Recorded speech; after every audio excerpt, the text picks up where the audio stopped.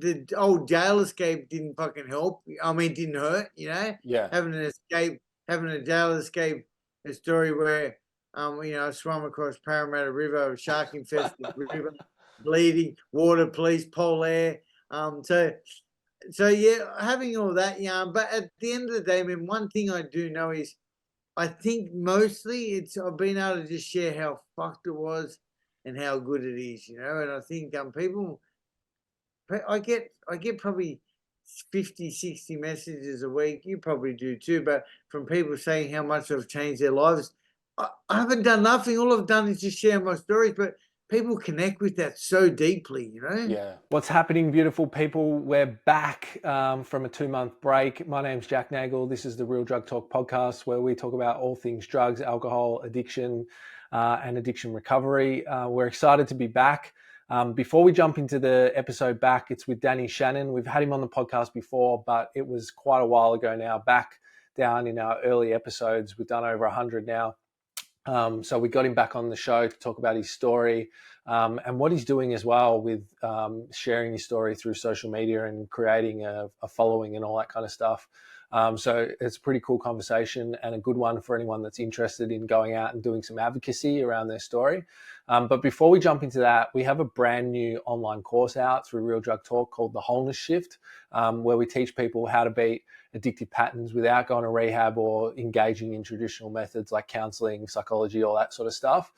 So if you're someone that's looking for something a little bit different, you want to do some self-paced healing, you want to get some answers and some education on your own terms and access that from the comfort of your own home, things like that, this might be for you. There's self-paced videos, live coaching, and a supportive online community as well. So it's got heaps of stuff jam-packed in there, and there's hours and hours of content in there too. So again, if you're looking for something different, this course may be very helpful and may serve of interest to you. And it's at a cheap and affordable price too. So comparatively to other stuff out there. So again, check it out if you're interested in getting some help and doing something different with your recovery. So let's jump into the episode, guys, without further ado. It's good to be back after 2 months with Danny Shannon. Enjoy, and we'll be vibing in your ears again soon. Peace, everybody. All right, boom, we're recording. We've already had half a chat before we started, but how you going, man? I'm really good, Jack. A little bit overwhelmed. I mean, I seem to be overwhelmed a lot lately. I'm trying to take it easy too. I've never been so overwhelmed that it's been an issue, but I've definitely overwhelmed. But I'm good, bro. You just got a lot on, huh? Yeah, got lots on, and one of the things I've learned in my recovery is definitely to look after myself. And so today I've done a whole bunch of self-care type things. I've been to the gym. I've took a little bit of time out. So that's the best it's going to get. This is just how it is these days, Yeah, nice. Well, I guess it's I'm good, mate. I'm good. We're just back today recording after a couple months off, so I'm fresh and ready to go. Yeah. So you've been recording all morning, have you? All morning, yeah. I've had a couple people on, so banking a couple of episodes to start up. Yeah. Jeez, that's a bit difficult, isn't it? Yeah, cool. All right, bud. Thank you. So, for everyone listening today, I haven't even introduced him with his name, so sorry about that. We've got Danny Shannon on. He's been on a couple times, but he's been on when we first started the podcast, and his episodes were really popular. So I wanted to get him back on again because we've got a whole new listener base that might not have gone back, 100 plus episodes and listened to some of them. So I'm actually excited to just hear a bit of your story again and understand what's going on. But the thing that's really interesting to me about Danny is how he's been able to build like a social media following and communicate like a message to people and stuff like that. So I think that's interesting as well. So I want to talk to you a bit about that, but let's start. It doesn't have to be 3 minutes. I just say 3 minutes for a bit of fun, but give us the 3-minute elevator conversation of like your story, like what happened, where did it all go wrong, how'd you find your way out, all that kind of stuff. Yeah, no worries. I'm all right. I'm on the timer. 3 minutes. Boom. I picked up drugs at a young age, 14, up in Bundaberg. We done a bit of a geographical with the family. What's that? In Bundy. Nice. I Yeah, didn't know that. Bundy. Yeah, there Yeah, you go. yeah. It's funny because I'm connected with a whole bunch of people from Bundy at the moment, but that's where I say carnage of addiction started at the age of 14.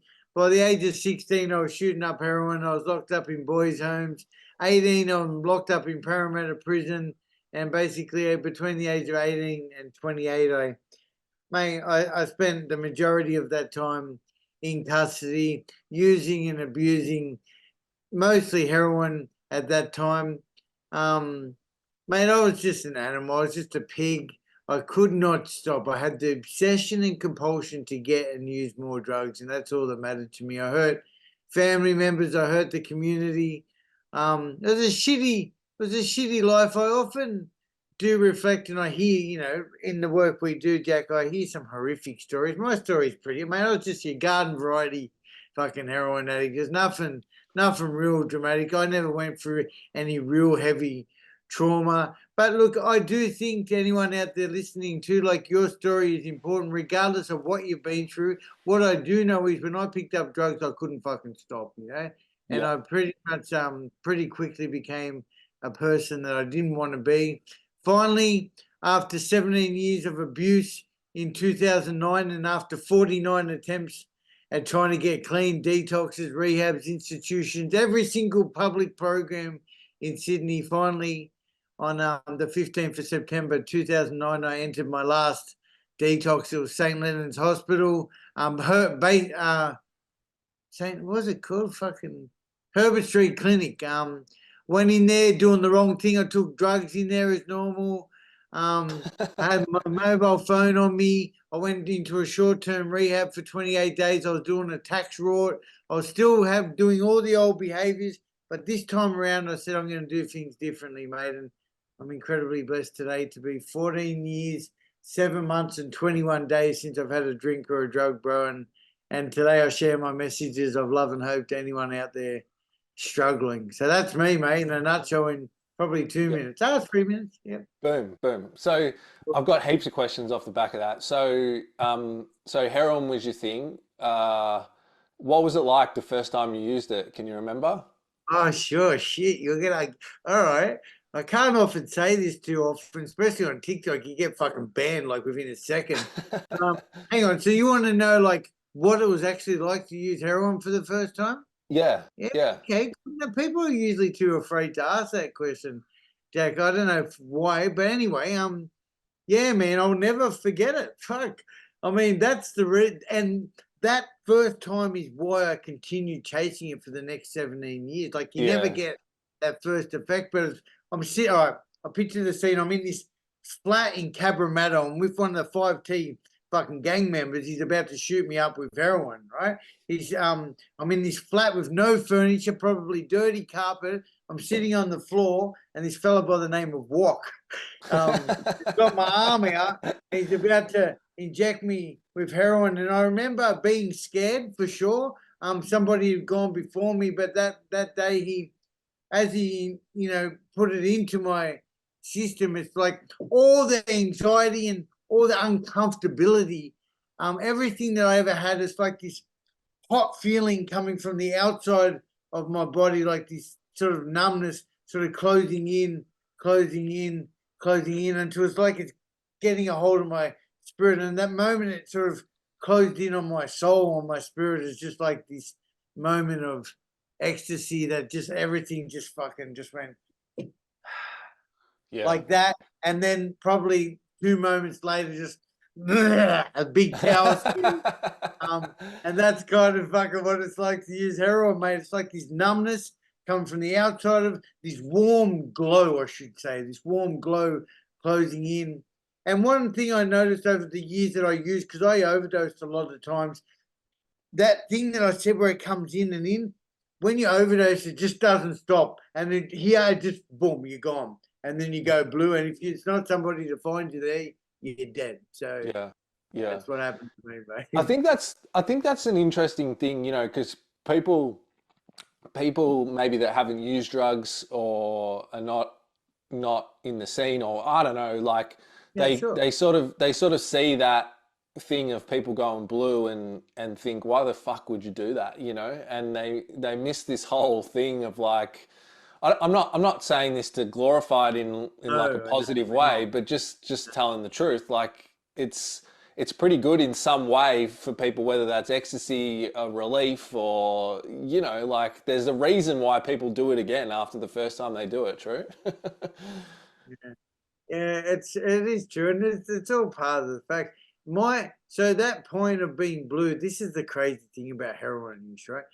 You want your objective in being a heroin user is to get just before the point of blue. Like that's the goal is to get just before turning blue. Like it's fucked up. But like Yeah. that's the ultimate goal, to be fucked up, stoned, and people don't understand, like, why would you want to be like on the nod the whole time? But when you're on the nod the whole time, you are aware, you're conscious of you. It's fucked up, but it's that was the goal, to be as close to as unconscious as possible. Yeah. Yeah. 100%. It's interesting. Like, do you think this is just a random question? I don't ask people this much because I don't Man. know what I Oh, think, but do you reckon like with drugs, there's like certain personalities that are attracted to like different drugs? You know, like some people like uppers, some people like downers, some people like fucking going into another universe and tripping balls. You know, yeah, like do you think there's something that yeah, draws people towards a particular, you know, a particular drug?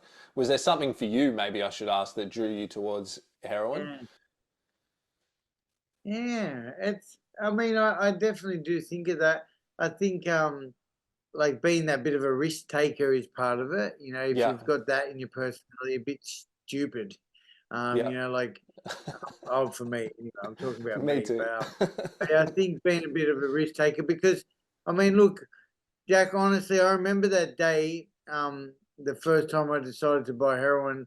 It was a really, well, definitely a fucking life changing decision. I think it was always going to come anyway, but I remember sitting earlier that day, sitting at the front of this house where we were gonna get old mate to take us to Cabra to get on. So I didn't know where to go. And we're in this yellow Gemini with my best mate, my co-offender. Um, and I remember thinking, this is a fucking bad idea, you know? I Yeah, remember thinking this is a bad idea. Up until that point, I'd used every other substance known to man in Australia. You know, like all the uppers, the alcohol, the gases, but not heroin. You know, I remember when we said we're going to get heroin, I thought, fuck, I don't know if we should do this, you know. And yeah, if he didn't push me, maybe I wouldn't have that day, you know, because I was a bit scared, mate. But sure enough, you know, like regardless of what had happened previous to that, for me that day I had it, it was the beginning of the end, or the end of the beginning. Like it was, yeah, I'd found a new love that I never knew I needed. yeah. um yeah, and it was fucked up, bro. Just be clear for anyone considering it, like it was a shit fucking putrid journey for the next 17 years after that first shot, mate. Yeah, yeah, yeah. Well, and that's what I was going to ask you. Like, how long after that sort of first time and starting to use it regularly, like, how long did it take before all the carnage started to come on board, like jails, So institutions, you yeah, know, all that stuff? bro, like that day was it never stopped from that day. Like just to be clear too, like I didn't use it once and then wait a couple of days. Like it was on like Donkey Kong from that day. Like Yeah, so like I was already committing crime to sustain my other habits before that as well. So it was literally, it took about 6 weeks before my first rort that I was on. Far out. I wonder if that family ever hears any of my stuff. But this kid that I was using with as well, he had this endless supply of cash, man. Like every day, he kept pulling out hundreds, and he was telling me that he was grabbing them from these bundles of cash like this from, I won't say where from. And anyway, about 6 weeks later, I think those bundles of cash depleted, and his family got onto him where it was going, and so that was probably the first time where I noticed. Well, that's when everybody got involved because they contacted my fucking family, and I'm only 15 still at the time too. So, Yeah. but yeah, I was locked up in I was yeah, it was bro. It was like that. There's no fucking slow entrance into heroin use. I became a heroin addict overnight. Yeah. It's a pretty common story, I think, as well with people Yeah. that use heroin. It just it kicks off pretty quickly. So and like take us because we've talked a bit about why people do it again and again, but take us to those like some of those putrid moments. Like, can you remember particular times where you just felt so, I don't know what, like just fucked, like emotionally, spiritually, mentally. Like, can you remember those times when you were using that you just felt spent? Like the rock bottoms, you mean? Yeah, yeah, I wanted to say this is crazy too. Like I don't even regret any of it. Like I wouldn't be here today talking to you. This thing behind me, which I love that you said you want to talk about it. Like I've created this life beyond my wildest dreams. It's the fucking best, and I yeah, couldn't have this if it wasn't for. And then this thing on the behind me, everything is all part of my recovery. It's all part of what I'm doing now. So, yeah, but some of those saddest times would be living, well, homeless, living under the bridge in Woolloomooloo, hanging out, hungry, angry, lonely, tired, desperate to get my next fix, raining, um, and just at a fucking low. Like by that time, say I'm up Woolloomooloo, King's Cross, like it's putrid up there, man. It's like my whole world was just destruction. So there's alcoholics, especially in Woolloomooloo, you got bums, alcoholics, homeless people under those bridges. So that was a low point, I guess. yeah, But I always say, like, I was gonna get stoned. Like that's all that mattered was just where am I gonna get the next hit? No matter what it took, like you could guarantee that night I would have got stoned. So that and then the minute you have it, it's like, okay, where am I going to get the next one?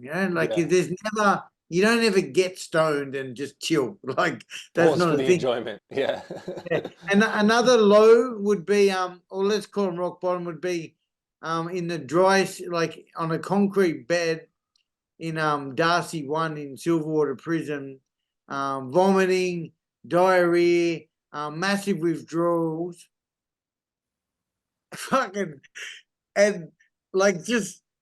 Uh, I don't know if I ever told this story. I had a deck of cards, right? I swear to God, this is what happened. Right? I had a deck of cards, and I said to myself, I shuffled it, and I said, I had no plan how I was going to do this, but I said, if I draw the was black spades, so the black spades. If I draw the ace of spades, I'm gonna top myself. I'm gonna take myself out. Right? That's what I just said. Um, and fucking bro, I shuffled it and I pulled that fucking card out of 52, right? I swear to God. Anyway, I pulled that card out and I just like because for me, I've never really wanted to do that until I entered recovery, by the way. Right? We'll touch on that later. But yeah, I pulled that card and then it's like, oh fucking great. Like you're just looking for, but anyway, being in that cell hanging out like a motherfucker would be another low point. But it's kind of like yeah, I kind of I got through it. I got through all the jail, all the homelessness, all the highs and lows. Kind of pretty good to any loved ones out there. This is what I reckon, right? When we're in the misery and we hear about family members are torn, I can't imagine what it'd be like for a mum to have her son out there, right? I've experienced it with someone close to me, but so it's horrible for the loved one, right? They're in absolute agony. They can't, it's unbearable. But for the person stoned, even at my lowest of low, living homeless or in that dry cell, I always had hope that I was going to get stoned, man. And I fucking would. So, yeah, guess what I'm trying to say is like, it's more painful for the loved ones. They're the true victims of addiction, man. The loved ones, you know. For me, I was just fucking whatever. I couldn't agree more. Like, and exactly what you said. It's the person going through it. They have moments of relief, Yeah, of escape with the substance yeah, use, but the yeah. family just has to dry run, cop it. So, Yeah. so fucked, man. It's so fucked. And, you know, these days, it's mostly the family members I work with, you know. So I hear so many desperate stories of, you know, like people. It's actually really difficult, mate, to, you know, to hear it every day, day in and day out sometimes, you know. What Poor do you mum. tell what do you tell family members? Because there's heaps of family members that listen to this show. Like, Yeah, sure. what's the things that you So, tell them? yeah, I've got my little first thing I want to acknowledge that I cannot possibly imagine how you're feeling, you know. Don't ever try and tell a family member you know how they feel. Fuck off. You don't know shit. Like I can't possibly imagine how you're feeling is the first thing I'd say. I want you to know that I truly believe that the family members are the real victims of drug and alcohol addiction, and this fucking sucks. But if you want to sort of make some effort, and if you want to continue being there for your loved ones, the first thing I'd say is, you know, don't give up. And the reason I say don't ever give up is my mum hung around for so long. And, you know, like my mum gets a shout out in every interview I ever do, you know, and like she just got one then, right? Yeah, She, even when she abandoned me and she stopped visiting me and all that, she always had hope, and I'll never forget that. So I'd say don't ever give up. I'd say stop enabling your loved one, even if it feels like you need to, because maybe you're enabling them, maybe taking that phone call, maybe putting them up, maybe giving them $20, maybe you're part of the reason why they're still using, which is heavy, I know. But so stop enabling them, do some research on services in your area that might be able to assist, so counseling, Narcotics Anonymous, homeless shelters, detox rehabs. Um, and finally, I would just say to put yourself first, you know, like stop putting them before you, because if you can't put you first, you're no good to nobody. The rest of your family needs you as well. So put yourself first. Yeah, that's what I'd say. That's what I say to every loved one, mate. yeah, yeah. No, it's really important, and I agree with you because you can't, as a loved one, you can't change them, but you can influence. And unfortunately, it's really hard. But the influence comes from your behavior and the ways in which you act differently. Yeah, It's true, mate. Yeah, look, yeah, for people who feel like everything you say is falling on is it deaf ears, like it's going, it's not. Like I remember it all. I remember it all. It's true at the time. It was fucking going in one ear and out the other. I didn't give a fuck. I was a selfish, self-centered, self-seeking asshole, you know. But I fucking remembered it when I got clean. I never forgot. Like yeah, so, yeah. yeah. That's what I'd say to loved ones, mate. I'm the same. I remember my mum, she would always say to me, she must have talked to someone like professional or she just intuitively knew it, but she would say to me, Jack, I really love you, but I don't like how you're behaving. And she'd say that to me all the time. But I Yeah. remember when it came to the crunch and I needed help and I was ready for it, because she told me that she loved me so many times and that she would help me when I wanted it. I knew that I could go there and ask for it because she told me fucking 50 million times. So it is important. You're right. It doesn't fall on deaf ears. Yeah. Nah, it doesn't. Eventually we hear it, you know? Yeah. So, um, tell us like, I hate to go there, but it's stuff that people are interested in. Like, what's prison like when you sort of got an addiction happening, and what's some of your experiences with prison? Bro, look, prison for me, it's crazy, but it was kind of like always pretty easy, man. Like, so I got on the methadone at 21, right? So I'd been in and out of jail for a couple of years. And I thought, you know what? I've probably got a lot more jail to come. Let's get on the methadone, because I heard it would stop you hanging out whenever you get locked up, and you'd kind of constantly be stoned. And well, I didn't know that exactly, so I got on the methadone, mate. And for the next 13 years, I stayed on it. So every time I was in prison, although sometimes it'd take you 24 hours or even 48 hours to get dosed, I was kind of constantly had this glow on me. And And not only that, like a lot of my jail was spent in oh, it didn't matter where I was spent. I was stoned on pot most days. You know, I'd be smoking cones, watching fucking video. This is some of my best times in jail. This is crazy.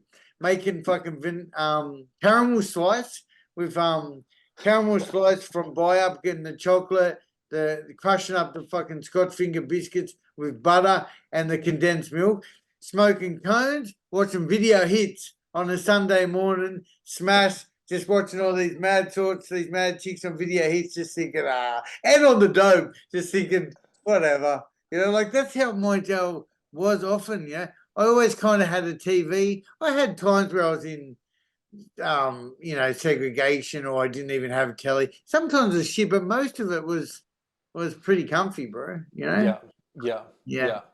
That's, well, I hate to say it, but in a way, it's probably good because when the desperation kicks in, that's when the real trouble starts happening, huh? Look, it's been a long time. It's been like since 2004 since I've been locked up. So that's 20 years, right?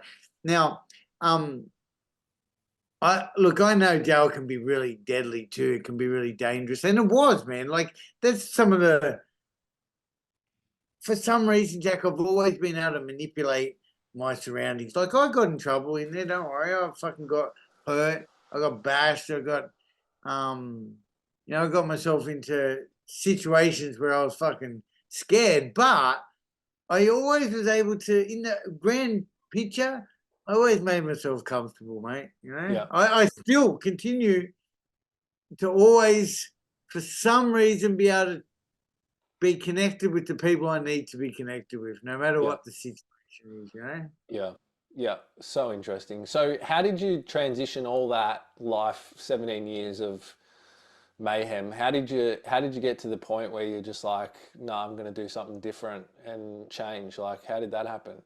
Yeah, like, and it wasn't even like people, I often say my rock bottom went for 13 years, and it'd be that 13 years on the methadone. It was all shit, but it was all good too, you know? So it wasn't actually as if I came to, well, the last time around in detox, I mentioned Herbert Street at the beginning, right?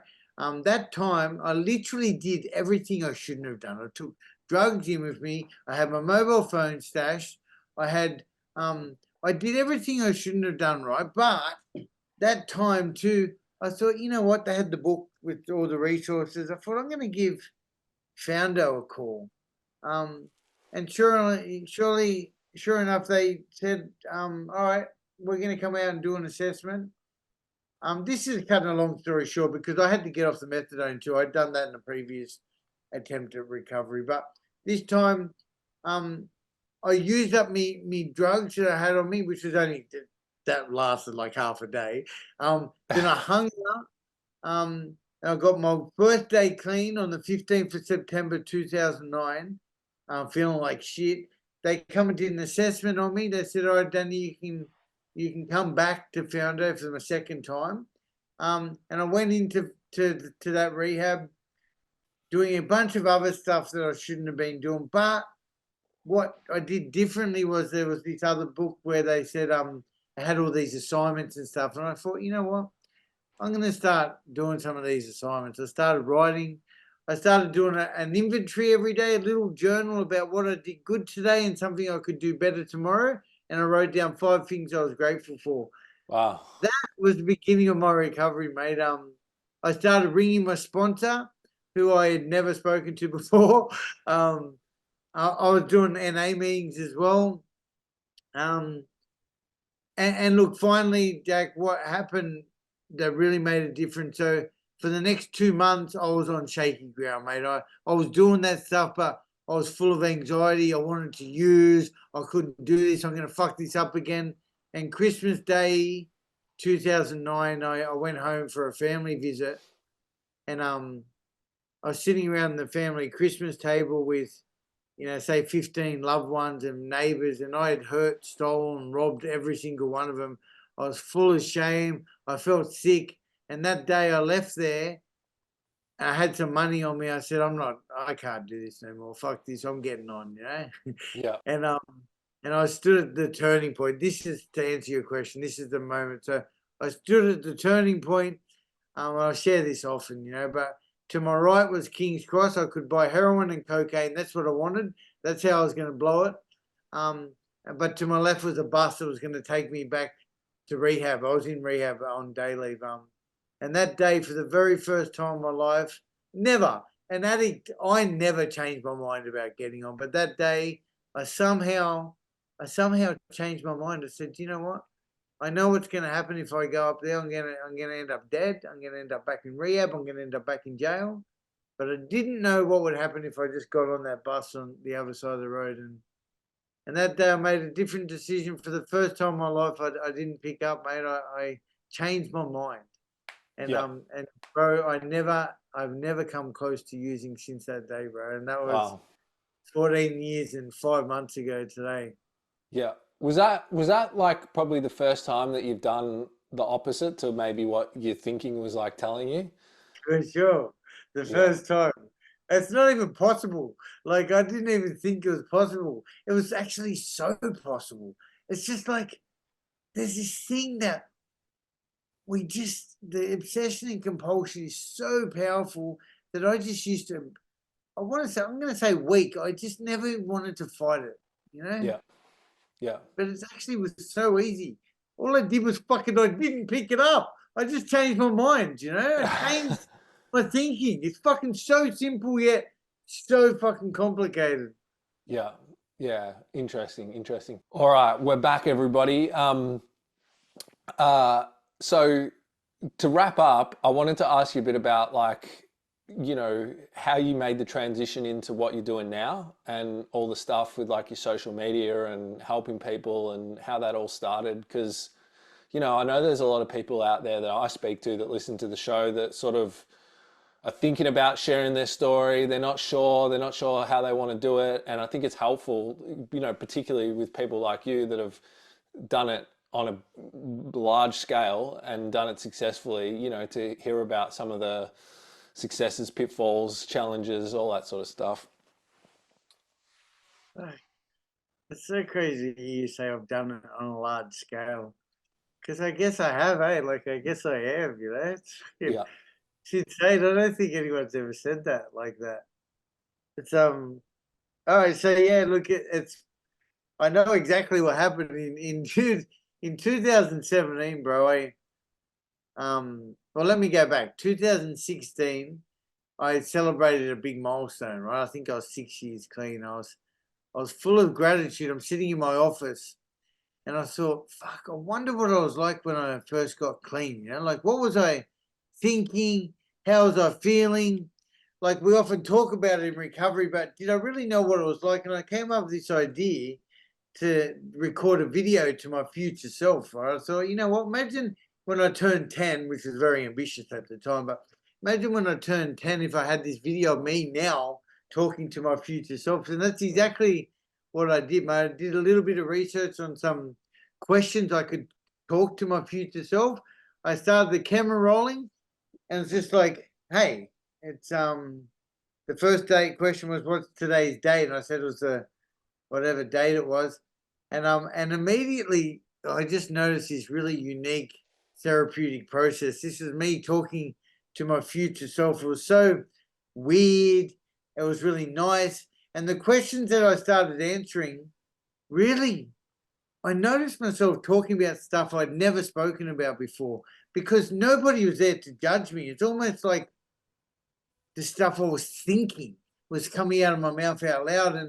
And anyway, at the time I was working with people in rehabilitation, I thought this would be an amazing tool to give to individuals on their own journey of recovery, because so often we don't see the change happening within us.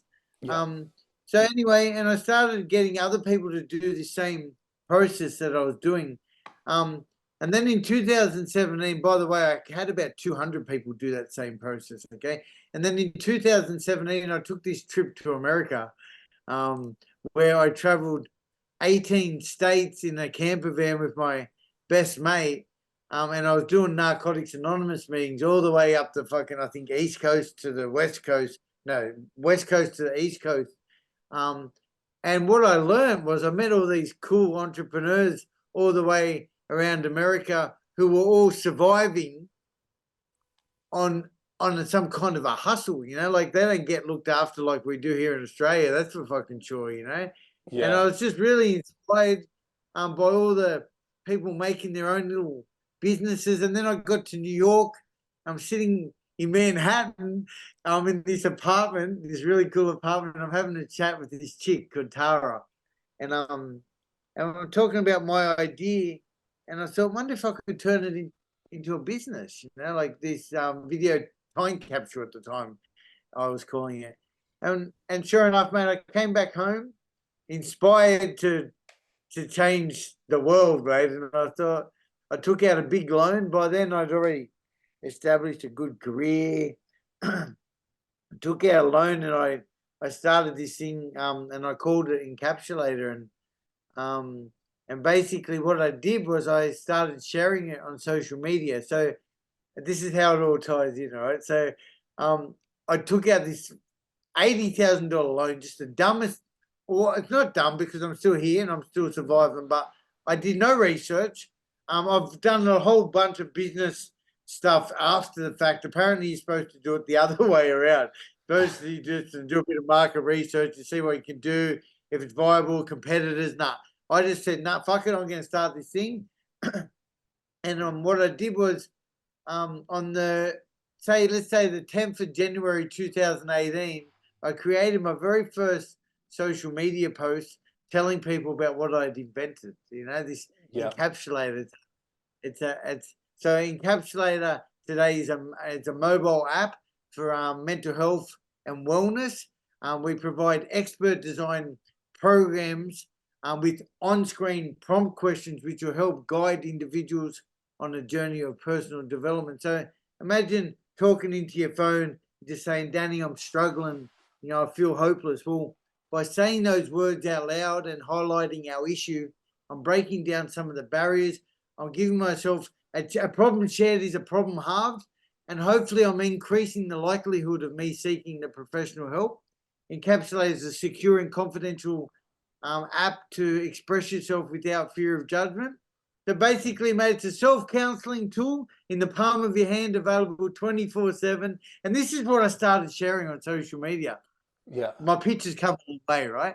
But what happened was people started saying, fuck, this guy's talking about being a heroin addict.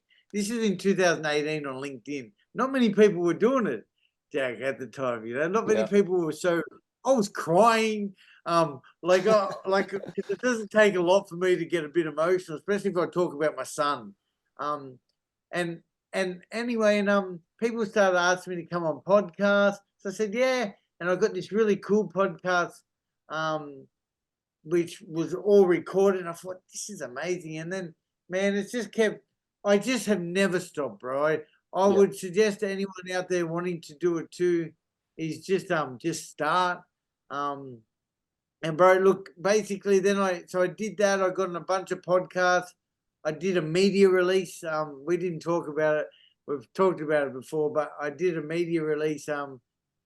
Heroin addict to entrepreneur, escaped prison in 2001, and now he's helping people with Encapsulator. That was like the headlines. Yeah. And man, it just caught on, bro. It just caught on. People started. But for anyone out there, all you have to do is find your story, highlight the fucking lows and the highs, and how you're helping other people, and start fucking telling the world. Find your passion and share it with the world, and that's exactly what I've done. And through doing that. Okay, boom, we're back again. Sorry, everybody, we disappeared into the Zoom universe black hole there again. But Danny was just about to tell us about the wall behind you and how it kind of represents your journey. Thanks so much, Jack. And it does. It really lights me up. So behind me is a wall mural. It's all colourful and graffiti. If anyone's watching, you can see. You see up in the top right-hand corner. I've got a big encapsulator. So that's my dream. That's my baby. When people ask me, like, what is your end goal? It's always encapsulated. However, I hardly ever mention it. Like, up until right now, we didn't even mention it. But you see that there's also the Statue of Liberty here, and there's this New York City skyline as well. And I've got in big writing here, Dream Big 2027, because by 2027, I plan to have an office in Manhattan overlooking New York, an encapsulated office. Not to forget that I represent Australia, of course, always. So I've got the big Australia flag. I've got up at the top here, I've got Amalia and Joshua, my two children's names. Sober Squad is one of my social media brands. It's something that we've got some merch to. I started up a page called Sober Squad about a year and a half ago. We've almost hit 200,000 followers on that page, and what I do is document and share other people's journeys of recovery and mine, of course, through that. Leonardo, my cat, up here as well, he always gets an appearance because I go live on TikTok most nights, and my cat, fucking whenever I'm on live, he jumps up and he's in the camera. He's a really good looking cat. Plus, he's done the runner a few times. He's got an air tag, and I've documented tracking him down on social media too. Kick the Shit is my podcast. Written across the wall there. We just finished season 2, looking to start up season 3 of Kick the Shit podcast. And there's a few other things in here.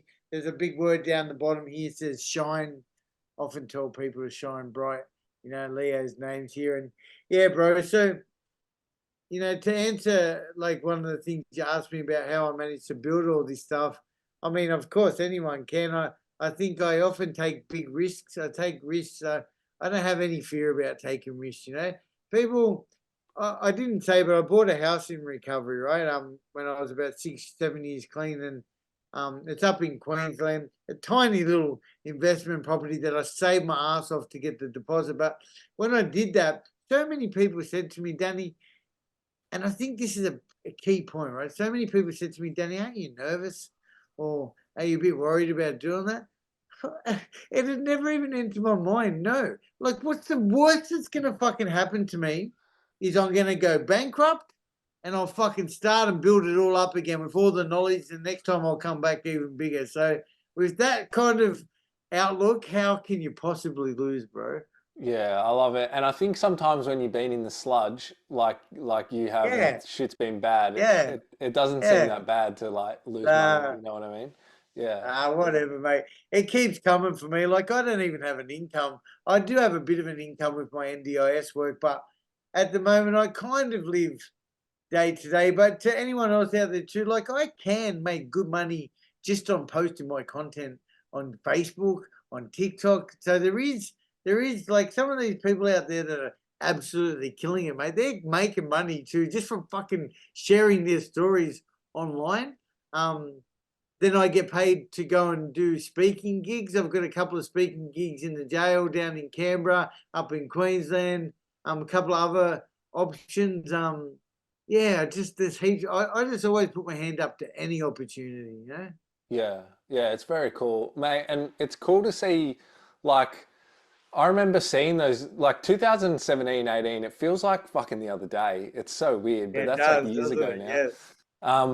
But I remember seeing your posts and stuff on social media, and then on LinkedIn, because I used to be on LinkedIn a little bit, and then just remembering like growth. Seeing your growth onto all the other platforms and TikTok and all that has been crazy, mate. It's been crazy to see how good you've done with it all. Yeah. Yeah. I think there's a bit of luck too. I do think there's a little bit of luck, but definitely. And look, I mean, there's also the old jail escape didn't fucking help. I mean, it didn't hurt, Yeah.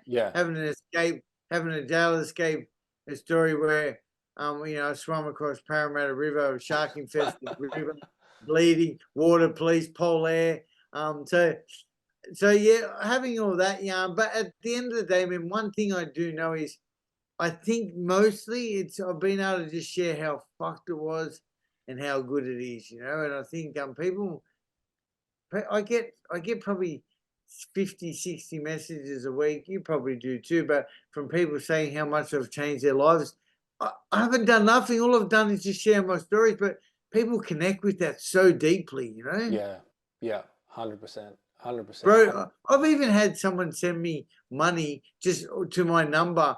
Once I just want to share this because it is a bit of a life-changing thing. I'd had such an impact on somebody. They sent me for a big whack of cash to my mobile number just out of the blue one day. Like, I'm just, what the fuck, man, you know?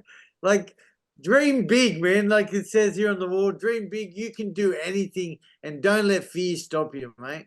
Yeah, I love it, mate. I love it. That's really cool. It's really cool. I think it's a cool message. I was just speaking to the last person I was having a chat to as well, and we were talking about not enough when there's podcasts like this, like there's not enough discussion around how cool like recovery is and how the good things happen to you when you put yourself out there, Yeah, that's so true, Jack. so it's really cool that you're putting out that message. So where can people find you if they are picking up what you're putting Dude, down? Where's the best place? I am We'll put fucking links in it as well, but yeah, where's the best place for people to find yeah. you? I am everywhere, man. But Danny Shannon. If you type in Danny Shannon into all the platforms, I'm very blessed to be verified on TikTok, Instagram, Facebook. That's before you could pay for it, by the way. Yeah, verified on all the platforms, and yeah, and if you just Danny Shannon, you'll find my website encapsulator. Yeah, just reach out to me. I'll respond to every single message. Every single message I respond to. I probably spend a good hour each day just answering messages. Don't message me on TikTok. Message me on Instagram or Facebook because I always use the audio feature. And keep an eye out for Encapsulator because Encapsulator, I truly believe, by 2027 is going to be up amongst the top 5 mental health and wellness apps in the world. Awesome, mate. Awesome. Very Love big. it.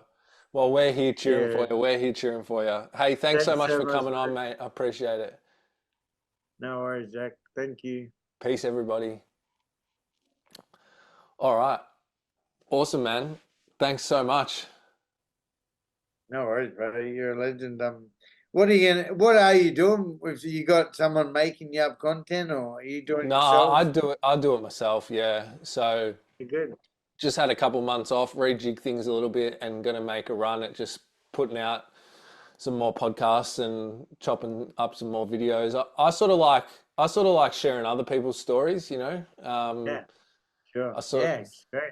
I don't mind doing some stuff myself, but I don't love it anymore. But I like doing other people. So yeah, so hopefully we can get a few people's stories out there and get people Yeah, listening well, again. collaborate with me or whatever. Or I'll reshare them as well. Definitely.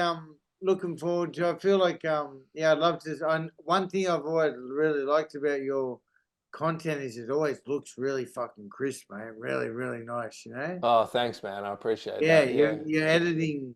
So I didn't know you were doing it yourself, but yeah, it's always looked amazing, man. Which is honestly one of the big reasons why I was so happy to jump on here. Yeah. Yeah, awesome, awesome. Well, it's funny, man. Just same thing. I was interested in it way back. I think it was 2016 or 17, and Yeah. I did an online editing course, not knowing that I was going to do podcasts and stuff like that. And it's sort of come in handy for that, you know.